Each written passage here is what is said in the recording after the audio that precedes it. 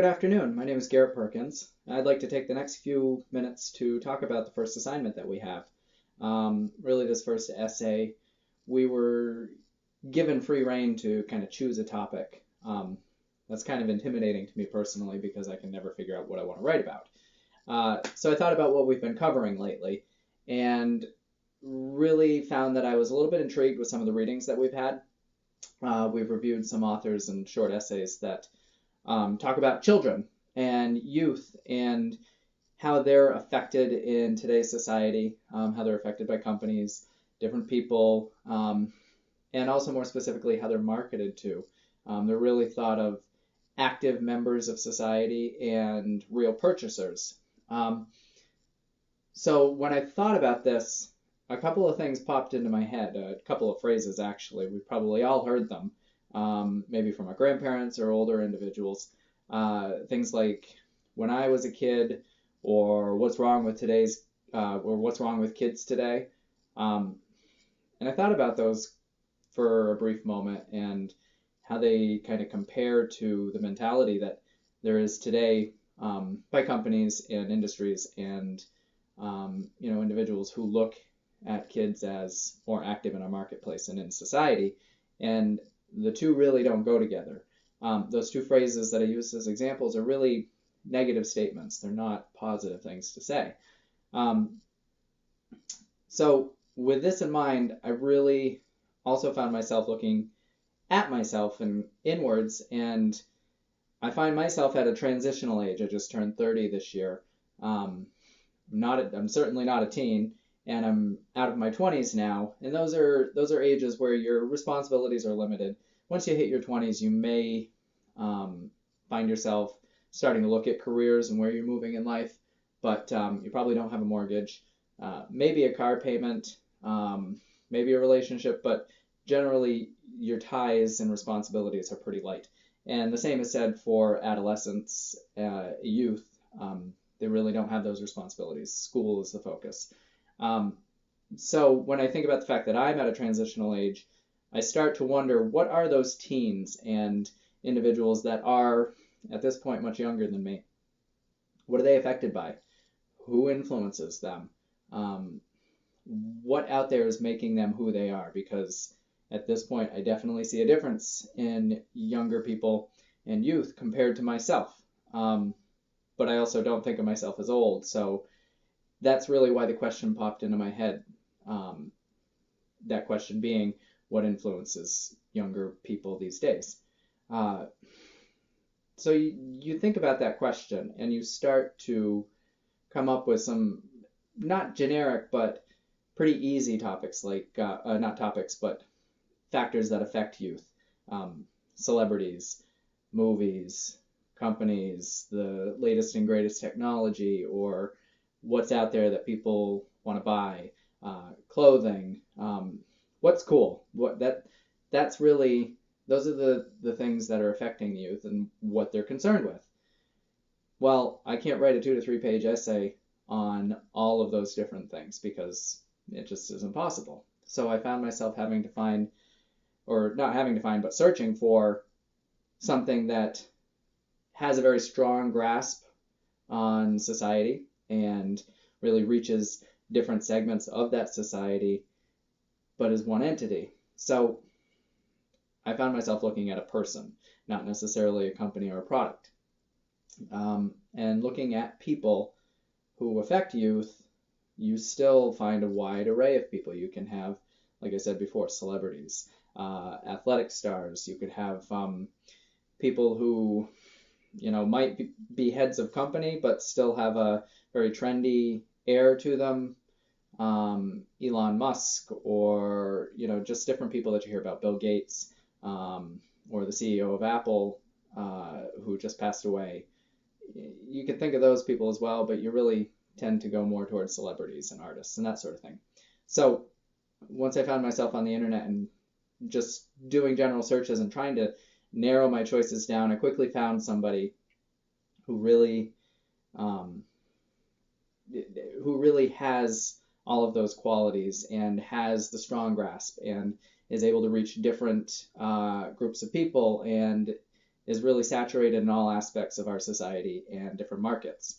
And the person that I found that I came up with was Lady Gaga, somebody who I am personally a fan of, um, but she has appeal with many, many different groups of people, teens, women, not necessarily women, but young women. Adults listen to her as well, but there's just a bunch of different subcultures that she's able to reach and appeal to. So when looking at this person, there are so many different things that she does and that she's involved in. So I focused on just three aspects.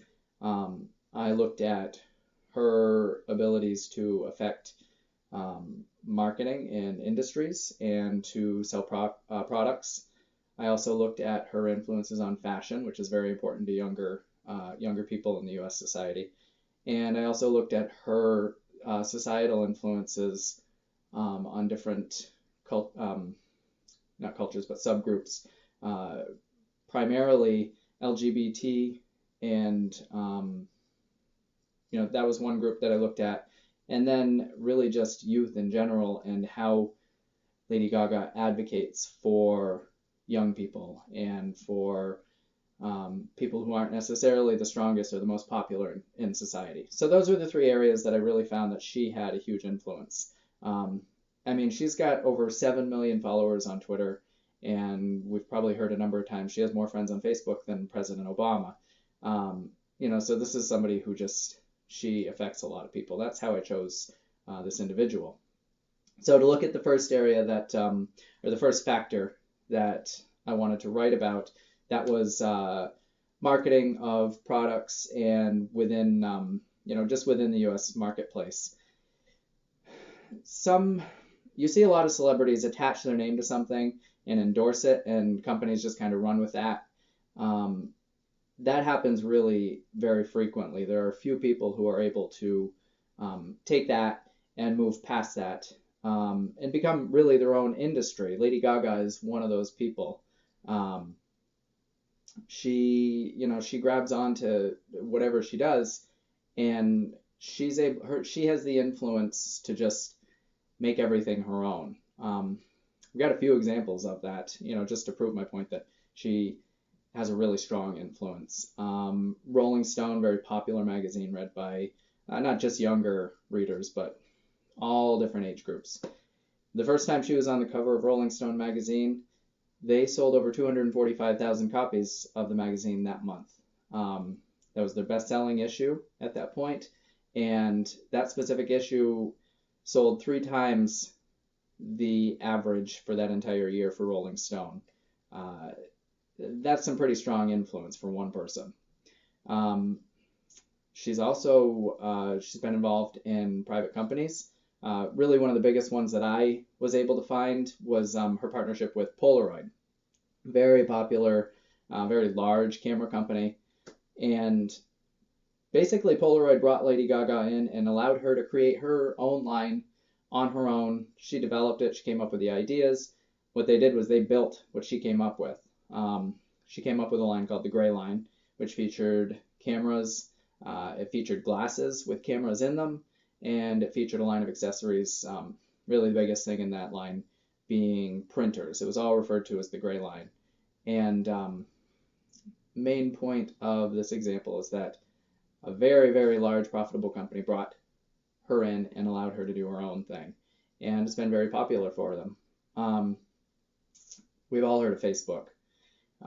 There's all sorts of different sources of social media out there. Facebook is one of the largest ones.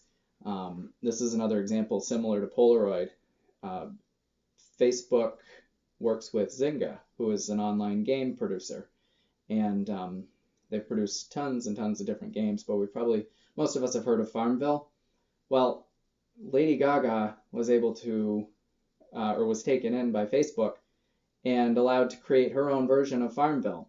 Farmville had over 12 million viewers when her version went out, and every one of those people had access to it. She created something called Gagaville. I've never played it myself. I don't really play games on Facebook, but 12 million people, one game, and Facebook has, I don't even know how many games available. And they allowed this person to just go in and build their own game based out from one of their most popular ones. When people played this game, they were given access to her music, merchandise that was related to her, and then also just access to different products that she has been a part of. Those are three really good examples of the influence that she has on our marketplace, and how strong she is, and how she was able to really just go above and beyond that line of just endorsing something. She takes things and she just builds her own stuff. Another area where Lady Gaga is really, really well known for is fashion. We've probably all seen photos of her, whether she's walking down the sidewalk or at an awards show or a music video. We've seen her wearing things like raw meat, leather, hair. She actually did a show once where her costume included having somebody vomit up chocolate milk on her, and that was part of her costume. When she's not really giving us that shock factor, Lady Gaga is really known for high fashion. She has been seen and is noted for wearing names like Chanel, Balenciaga, Versace. Those are just a few examples of what she's been seen in. And, fashion is huge for younger people. It's one of the biggest products purchased by the youth. Companies basically build their entire clothing lines focused at younger buyers, teens, early 20s. And when you have somebody like Lady Gaga who is known for that, obviously the two go together. She's been cited by many, many fashion magazines, positively and negatively. Magazines like Elle, Vogue, Teen Fashion. For years, she's been in the spotlight for about 7 years now, I believe.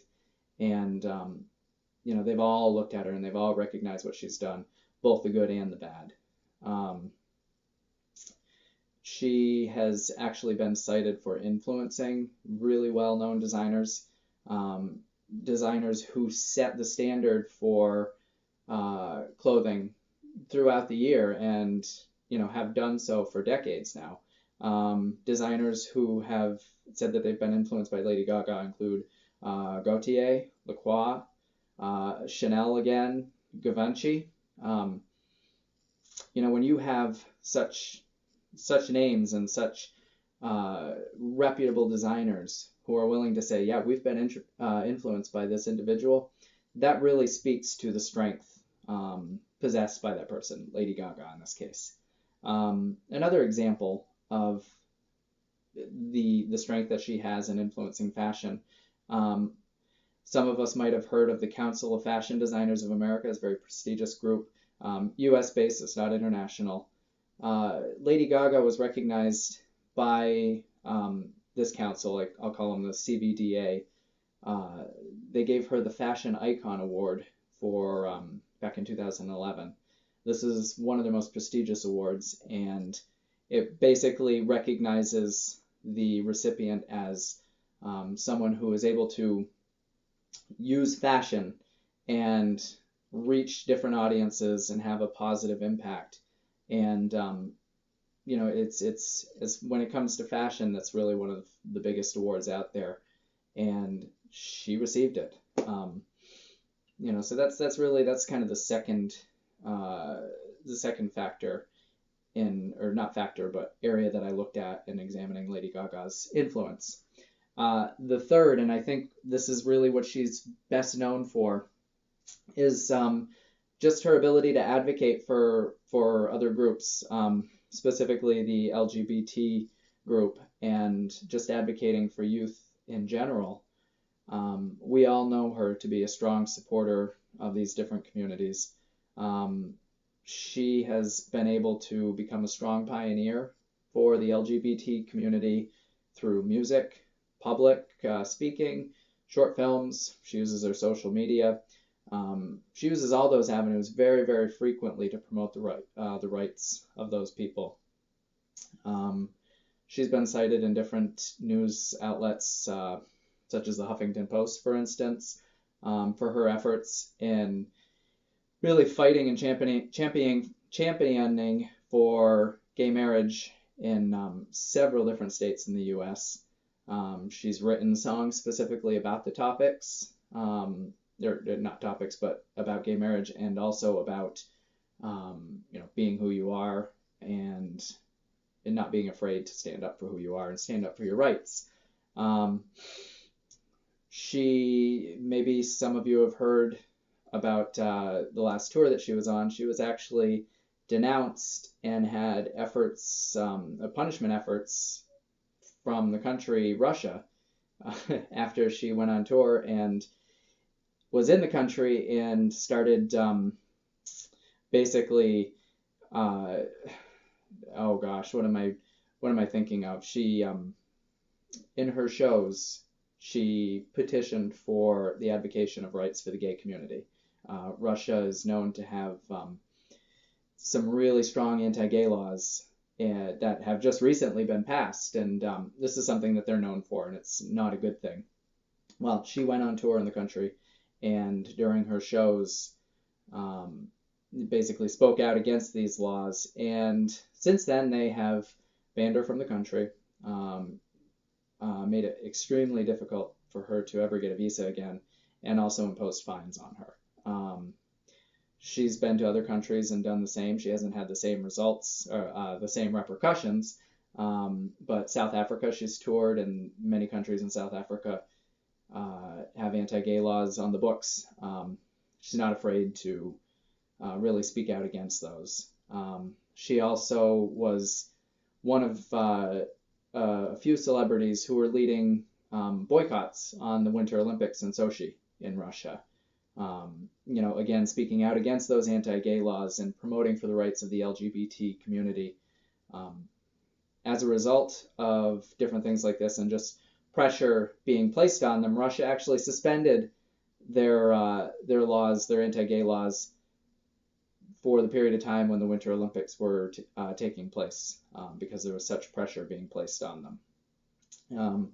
She's also been in many, many U.S. cities protesting for the rights of these communities. Probably the closest one that we've had, she was up in Portland, Maine. She led a public protest with an effort to repeal Don't Ask, Don't Tell. This, along with other efforts, and we've probably all heard about how this happened, but Don't Ask, Don't Tell ended up being repealed as well. She was a huge advocate for that.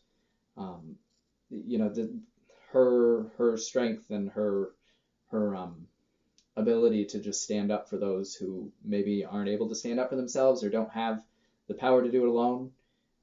That's just a huge influence, and I think that she's spoken out to those communities, and she's known as an advocate. So when you take a look at how many different things there are out there that affect different groups, just in the U.S. society, commercials, music, just different products that are on the market. We look at different groups that are present within society. There's so many different things that can affect people. And when you look at youth markets and you think about how much power they have, but also the fact that they are very easily reached and very easily influenced, it becomes necessary to look at and be aware of the things that are influencing them.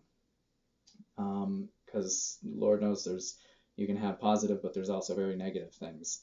And I think that my choice to look at Lady Gaga was a good one. She, as I said before, she just has a reach that goes into the markets really, really strongly, and she just grabs a hold of everything that she's interested in.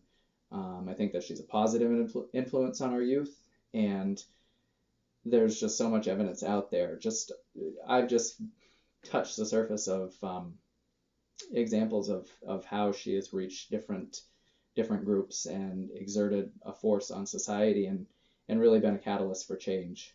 And through news, social media, the spectrum of her influence is just very apparent, and she's a force to be reckoned with.